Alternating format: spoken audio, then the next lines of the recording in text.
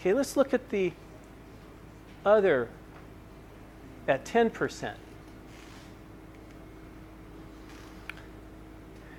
They're going to look at the same message, but they're not really going to get excited in a positive way.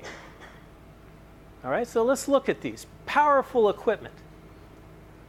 Well, here's a woman with a $2.5 million house that she's paid her interior designer $250,000 to redo the downstairs, just the furniture and wallpaper by itself. All right? Do you think she's going to let some man with a big, powerful rug sucker into her delicate house that she had to go without a sofa for 4 months while it was sent to France to have the fabric put on it?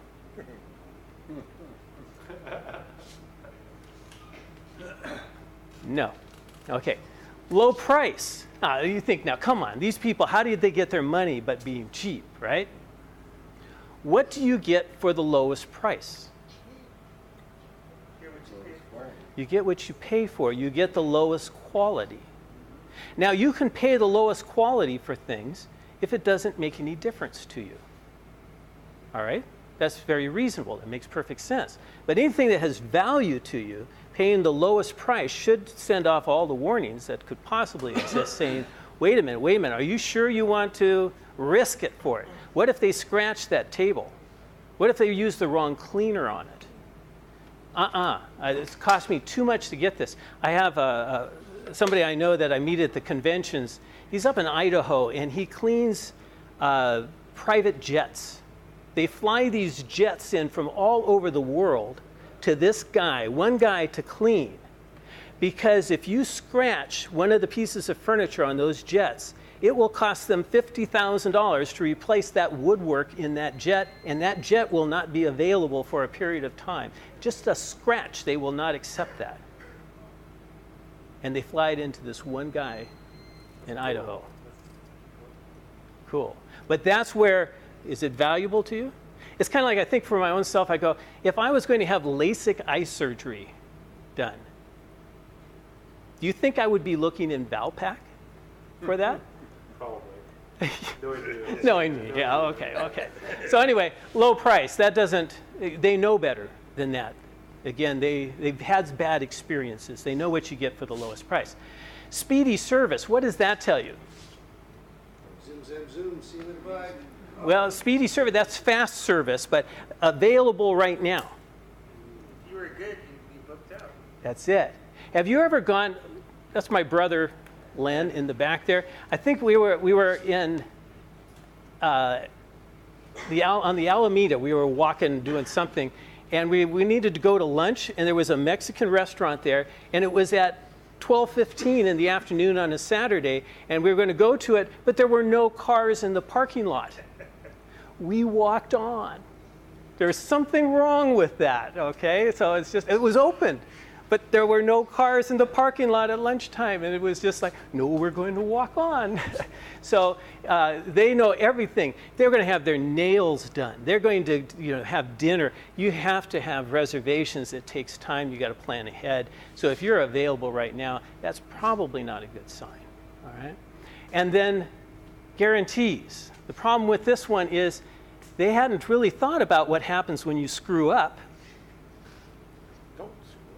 And so by putting that into their mind, you now have made them think twice. You mean I'm going to have to call and complain if things aren't the way I want them to be? So now everybody should have a guarantee, but that is not what you put the spotlight on. All right? And then the final one, before and after pictures. Oh my gosh. They go, do people really live like that? Did he sanitize his equipment before he comes to my house? Right. And how could somebody who can do that work in my nice, delicate little house that barely, it was cleaned 4 months ago. There was a spot. And I'm going to pay somebody, I'll pay somebody $300 to come and take care of my spot, fluff it a little bit. They don't need that. This is not a good message. So all those things that make the shopper market drool sends out a warning flag to all of the market I think most of us are after. So then the question should be, what does that market want? I'm glad you were thinking that. Okay. So first off, what do they want instead? So what they want instead is they want professional service. They want somebody who knows what they're doing, has the track record. This is why that professional image of that consistent branding is the first thing that they're going to see and notice, kind of at a subconscious level, but that looks like the types of professional companies they use all the time. And do those cost more? Yeah, okay. And then what they want is knowledge and credentials. They want something to support it. What do you see on the walls when you go to a doctor's office? Credentials, all their certificates. You go, I didn't know there were that many schools in the world. And then you look at them, they're dog training certificates and all this. No, but it's the credentials. This guy's been around. He has updated and all the latest information. And so this is what they want to see. This guy knows what he's doing. He has experience. And then they want that expertise. The expertise here is the knowledge, but also the years of having done it. All right, so if you've been in business for more than 7 years, I would start flaunting that fact. Who's been in business the longest? Probably Jimmy. 1981. 81?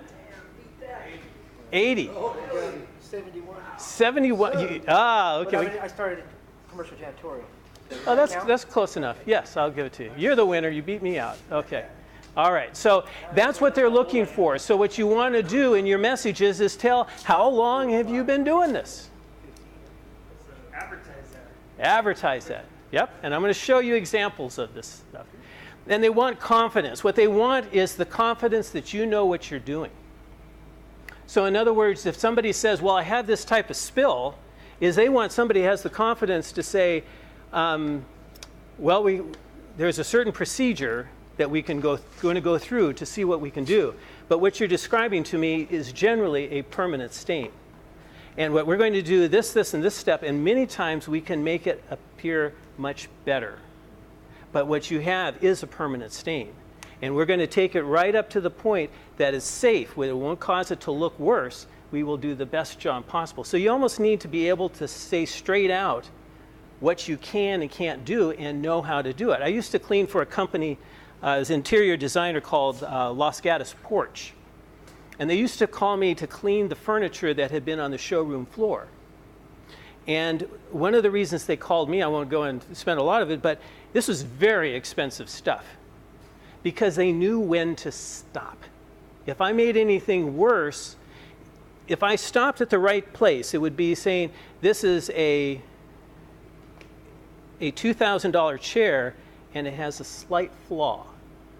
So they're going to have to take off 20% off the price for this little tiny spot. All right? But if I make it worse, what's that chair worth? Nothing. Almost nothing. All right? So why they called me for years and years is I knew when to stop because I knew where not to make it worse. All right? So that was the kind of expertise that people who have the nice homes are looking for. So a lot of the ways, and the confidence is that you know what you know, and it's just not, oh, I can do it, and I'm going to get all my chemicals and try everything until we get it out. Then they go, nope, don't want that. They want to know you know your limitations, and you'll be honest with them. All right? They'll accept that. And then the final one is they don't want before and after pictures. They want to see pictures of you cleaning your target market homes. In other words, if you could make one for each consumer looking, is you'd almost say, what does your boss's house look like? When you went there for a Christmas party, how nice was your boss's house? That's the kind of picture they want to see, that you're comfortable working in that environment and you have plenty of experience doing it. Not the before and after picture, because anybody who has a nice house would never let their carpets get to the point that they even look dirty. I can't tell you how many times I went into houses and under my breath I would be saying, why am I here? because that made a difference to them.